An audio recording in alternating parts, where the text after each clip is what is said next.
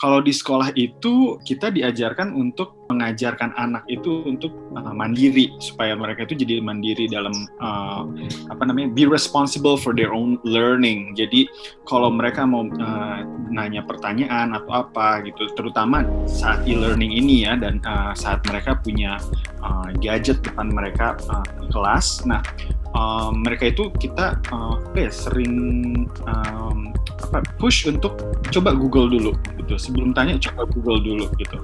Dan itu juga kan nantinya bagus untuk skill mereka in the future, untuk research skill mereka. Kalau misalnya mereka masuk ke IB program atau ke university, itu merupakan satu skill yang berguna juga untuk mereka. Jadi kita membiasakan mereka itu untuk do their own research gitu, dan kebanyakan mereka pakai Google. Sedangkan tadi dikatakan bahwa ya itu salah satu yang bikin anak-anak itu jadi kurang respect sama orang tua gitu. Oke. Masuk remaja ini 10 tahun, kalau buat aku, kalau bisa Pak Nur, jangan langsung jump dengan suruh dia research. You talk about it to Google. Karena kalau langsung ke research ke Google, benar, IB all the way ke atas. IB itu kan juga kita tahu, IB itu ada PYP, ada MYP, lalu baru IB, grade 11 and 12. Ya nggak sih? Jadi masih ada persiapan PIP-nya sama MYP-nya. IB-nya itu masih jauh. Pada ada waktunya dia akan bisa Google research sendiri. Tapi kalau bisa untuk membangun komunikasi antara orang tua dengan anak, ajak komunikasi, ajak ngobrol. What you think? What do you think? Menurut kamu itu seperti apa? Jadi kemampuan dia untuk bisa menganalisa sesuai dengan apa yang dia tahu saat itu. Lalu kita dengan kemampuan kita yang seadanya dari hidup kita dengan angle yang berbeda, bukan dari resource dari source-nya Google gitu.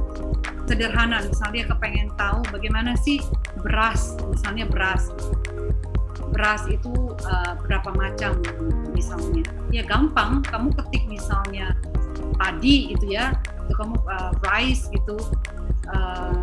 Dia akan masuk dengan beberapa macam beras, dengan yang penting key-nya, kata kuncinya tepat. Tapi akan semuanya ke sana, tapi kamu nggak akan masuk ke dalam unsur, misalnya ngomong beras, bahwa beras itu ada di tangan petani.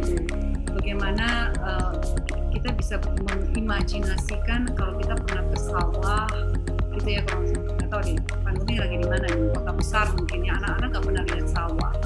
Membangun imajinasi ini penting buat anak-anak. Jadi mereka bisa membayangkan sesuatu yang mereka nggak pernah lihat dengan sensorik mereka. Jadi membayangkan bahwa langitnya biru, lalu ada sawah hamparan yang hijau, bagaimana pada saat dia sudah mulai menguning, itu dipanen, lalu ada proses bagaimana petani bisa menumbuk, lalu digiling, lalu bisa dibungkus, bagaimana semilir atau masih angin yang ada di sana sampai dalam proses dia di packing, lalu masuk unsur manusia di sana. Bagaimana mengapresiasi alam, bagaimana mengapresiasi pekerjaan petani, dan itu nggak didapatkan di Google. Ini menurut aku ya. Jadi anak-anak kita sentuh hatinya, sentuh imajinasinya, sehingga mereka bisa membayangkan itunya hadir. Karena aku bilang research, yes, penting. Tapi without you telling them, sekolahnya udah suruh. Berarti nggak sih? Touch-nya kita loh. Dan itu akan membuat anak-anak terbiasa bercerita, terbiasa untuk berimajinasi. Dan menjadi kata kuncinya bercerita, nanti akan menjadi habit.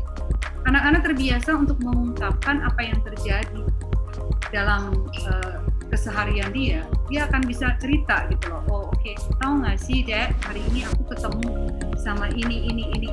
Dan kalau itu dibiasakan sejak kecil, bonding itu, habituasi itu tercipta, sehingga pada saat dia masuk usia remaja yang lebih besar lagi, dia terbiasa ada komunikasi di situ instead you Google.